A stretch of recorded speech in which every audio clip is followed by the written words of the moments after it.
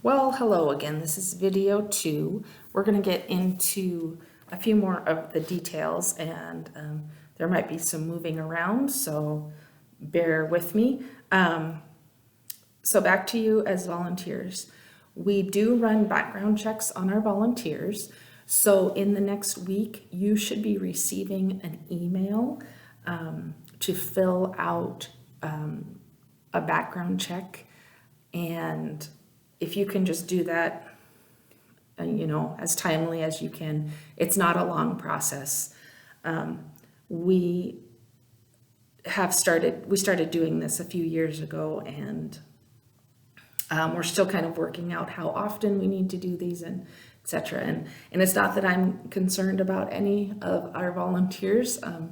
Most of you are in employment or in other organizations where you had a background check. So that's really not, the purpose is just to get in a good habit.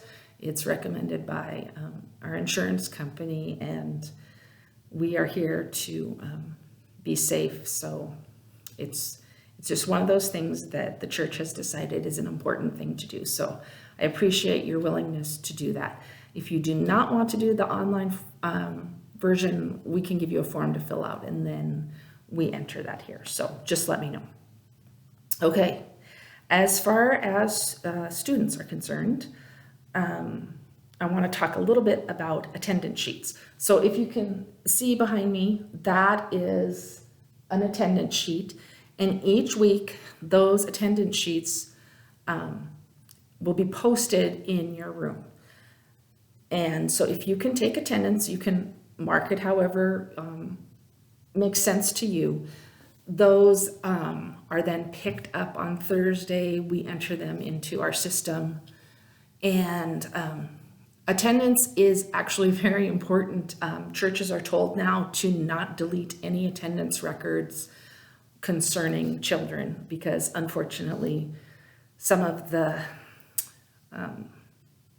situations that have happened with churches and children. So attendance is an important aspect. We want to know who's here. And I'm going to back up a little bit, because we have kind of a double system here where we've started checking in the last few years in the gathering commons, that main entry area. And we do that kind of for two purposes. It's a cross-reference if there's ever a question of who was actually in the classroom.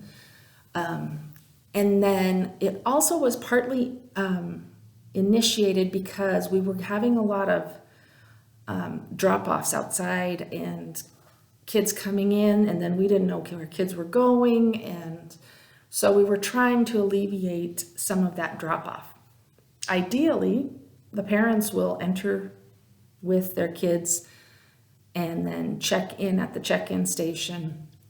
Parents will drop off their kids at the classroom, and then at the end of the evening, parents will pick up at the classroom. That doesn't always work, so if people are wondering, it's really a matter of safety. We just want to make sure that the kids are getting to their classroom and from their classroom safely. Also, it's a nice way for parents and teachers to kind of get to know each other and get to know who's connected with the kids, etc. Because this is once a week, and we can't assume that the parents always know who the teacher is or vice versa. So I have some ideas on that for later. But so I really find attendance helpful, because I review it, and then if I notice that somebody has missed 2 weeks, maybe 3 weeks, that's my cue to check in and say, is everything okay with your family? Everything okay with your kids? Are you dealing with sickness? Something else? Is there some way the church can help? So it also gives me a good pulse on what's happening. Now, I was asked about attendance rewards. We do not do attendance rewards across the board. Partly because that can make kids who don't get to come every week feel left out. But if you wanted to do something like that among your group, I would be open to talking about that. So, also regarding students, if you are having a concern about a student, please don't hesitate to talk to me. These are safe spaces. Kids can share. But if you ever hear something that concerns you, you let me know, and then I can manage that information. I don't want you to feel like that is your responsibility. I just ask that you keep me informed. And it also can be minor things. It can, I'm hoping we have nothing major to deal with, but just if you notice a student maybe acting out, or maybe, becoming introverted, or whatever it might be.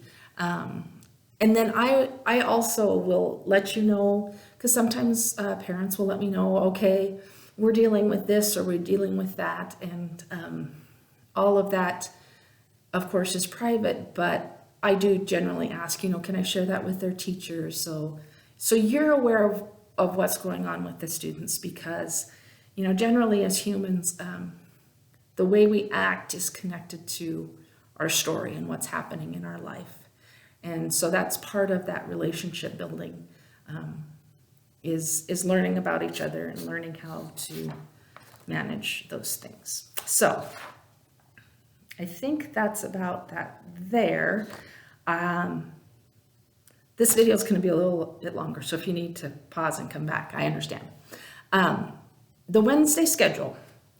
So we meet from 5:15 to 6:15. If you as a teacher can be here before 5:15, that is awesome, because we do have kids coming in. And like I said, we have the kids hopefully being escorted with their parent. And then if there's no teacher here, sometimes the parents are willing to stay, or sometimes I can stick around in the classroom, or we might have another volunteer. But if you can be here before 5:15, that would be preferable.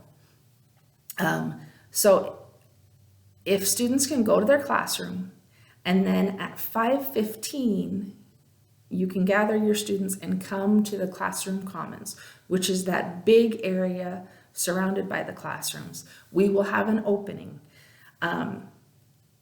Max 15 minutes, could be less. So you're going to be in opening for the beginning, and then you'll have your classroom time. During the opening, I'm going to ask all grades to join us this year. Last year I did a closing with the older students. I want to try to do one opening for pre through fifth. I will organize that and I will lead that. During that time, we will have an opening prayer, we will take offering, and this year we have a theme that we're going to try to discuss during opening time. It's not going to be something I'm asking you to lead in the classroom, although I might be providing a book later on that the students can fill out related to this theme. This is also a time I like to talk about the church year and what's happening on Sundays, because a lot of our students and families aren't present on Sundays. So we will, for instance, before Reformation, I might talk about Reformation, just to get these ideas out and discussed. And so that's what the opening time is for. Then I'll dismiss you to your classrooms, and your classroom time is where you're going to focus on the lesson of the day. I generally will not talk too much about your lesson in opening, because I don't want to take any material from what you want to do in class. So up here on the board above the attendance, that is a schedule, and that gives you all the lessons that you're going to cover and the dates, okay? I also printed a schedule for you personally so that you can have one at home with you. That should have been on top of your counter last week. Okay, so the thing I ask about the lessons is if you can please prepare beforehand. You don't have to spend hours on this. The leader books are designed to do the legwork for you and give you ideas of what to cover. But prior preparation, I think really is important. It really does help. So the leader book is going to give you the same order of ideas each week. Of course, the activities will be different, and the suggestions of conversation, etc., will be different. But if you can read through that, you're not going to likely be able to get through all the information in, say, 45 minutes if you're in the classroom. So I would suggest that as you learn your group and you know yourself, if you're a craft person and want to focus on crafts, great. If you're not a craft person, don't force it. So find out what works for you and the students, and then you can kind of pick and choose the activities, the game ideas, the craft ideas, etc. So that's kind of your leader book. I'm going to reach over here.